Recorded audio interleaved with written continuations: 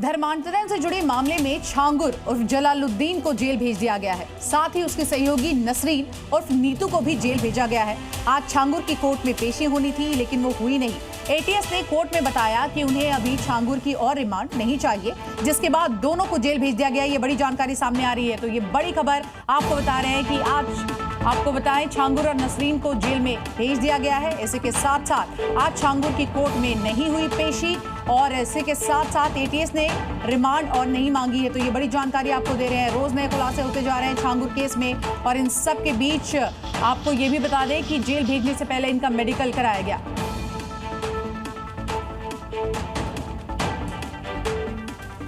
तो वहीं जेल जाने से पहले छांगुर का पहला बड़ा बयान भी सामने आया, जिसमें उसने कहा कि वो बेकसूर है और वो कुछ भी नहीं जानता है। ये वही छांगुर है जिस पर गंभीर आरोप लगे हैं। लगातार आप देखिए किस तरह से यूपी एटीएस इस पूरे मामले की इस वक्त कार्रवाई कर रही है, और इन सब के बीच छांगुर पहली बार कैमरे पर यह बोलता हुआ नजर आया कि वो बेकसूर है, वो कुछ भी नहीं जानता है। और इसी के साथ साथ क्या कुछ कहा, ये सुनते हैं। छांगुर जी, आप पर आरोप है धर्मांतरण के, क्या कुछ कहेंगे? आपके ऊपर इतने गंभीर आरोप लगे हुए हैं। हम बेकसूर हैं, हम कुछ नहीं जानते। हम बेकसूर हैं, हम कुछ नहीं जानते। धर्मांतरण केस में गिरफ्तार आरोपी जलालुद्दीन छांगुर पर विस्फोटक खुलासा हुआ है। सूत्रों के मुताबिक छांगुर आतंकी ट्रेनिंग कैंप चलाता था। इसके अलावा छांगुर ने एक बड़ी इमारत को ट्रेनिंग कैंप भी बना रखा था। जी न्यूज के पास इस केस से जुड़े एक्सक्लूसिव डॉक्यूमेंट्स मौजूद है, और सूत्रों के मुताबिक 3 से 4 संदिग्ध लोग भी बलरामपुर आए थे।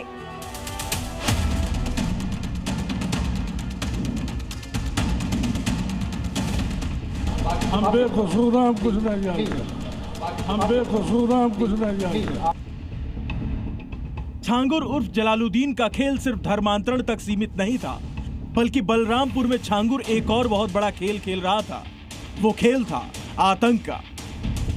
छांगुर पर हम आज वो बड़ा खुलासा करने जा रहे हैं। वो आपको बताएंगे कि छांगुर की कहानी सिर्फ विदेशी फंडिंग और धर्मांतरण तक सीमित नहीं थी, बल्कि वो इसकी आड़ में आतंकियों से भी जुड़ा हुआ था। इस खुलासे के मुताबिक छांगुर बलरामपुर में आतंकी ट्रेनिंग कैंप चलाता था, और इसके लिए बलरामपुर में बनी एक इमारत का इस्तेमाल किया जा रहा था।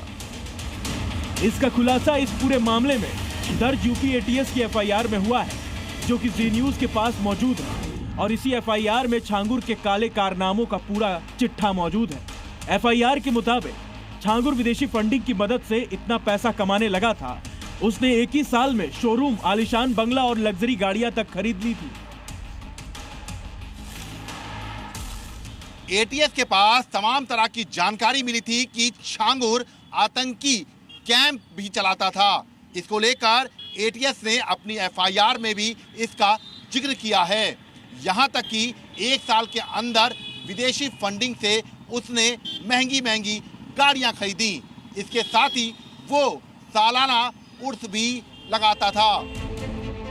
इतना ही नहीं, एफआईआर में आगे ये भी लिखा है कि अपने काले कारनामों को छिपाने के लिए वो बड़े पैमाने पर पैसा खर्च सब कुछ मैनेज करता था, जिससे उसका ये आतंकी ट्रेनिंग कैंप लंबे समय तक पुलिस से छिप पाया। इससे पहले छांगुर के विदेशी फंडिंग के साथ साथ विदेशों में एक आका होने की बात भी सामने आई थी। छांगुर, नीतू, नसरीन और नवीन के तमाम बैंक अकाउंट्स की जानकारी एटीएस और ईडी को हो चुकी है। ये अकाउंट सिर्फ देश में नहीं, विदेश में भी हैं। इसके अलावा छांगुर की तमाम संस्थाओं के बैंक अकाउंट भी जांच एजेंसियों के हाथ में लग गए हैं। इन दस्तावेजों के आधार पर अब जांच एजेंसियां इन अकाउंट्स का ट्रांजैक्शन पता करने में जुट चुकी हैं, जिसमें अभी तक 100 करोड़ से ज्यादा का ट्रांजैक्शन जांच एजेंसियों को मिल चुका है। छांगुर का एक बड़ा मकसद शरिया कानून स्थापित करना था, और वो इसलिए ये सारा खेल खेल रहा था। एफआईआर में छांगुर के इस खेल का पूरा पर्दाफाश किया गया है। इसके मुताबिक छांगुर गरीब और बेसहारा हिंदुओं को आर्थिक मदद का भरोसा देकर धर्मांतरण करवाता था। हिंदू धर्म के प्रति नफरत फैलाकर और इस्लाम को अच्छा बताकर डरा धमकाकर और बलपूर्वक भी धर्मांतरण करवाया करता था। और इसके पीछे उसका मकसद था हिंदू धर्म के प्रति नफरत फैलाकर सौहार्द को बिगाड़ना। इसके अलावा मुस्लिम जनसंख्या बढ़ाकर शरिया कानून स्थापित करना चाहता था और भारत को इस्लामिक राष्ट्र बनाने के लिए काम कर रहा था।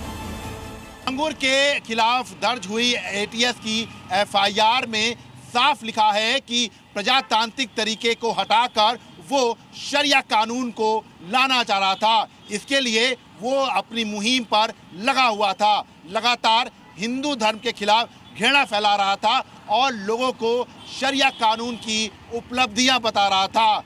ऐसे में इन दस्तावेजों के आधार पर यह साफ होता है कि छांगुर एक बड़े मिशन पर था।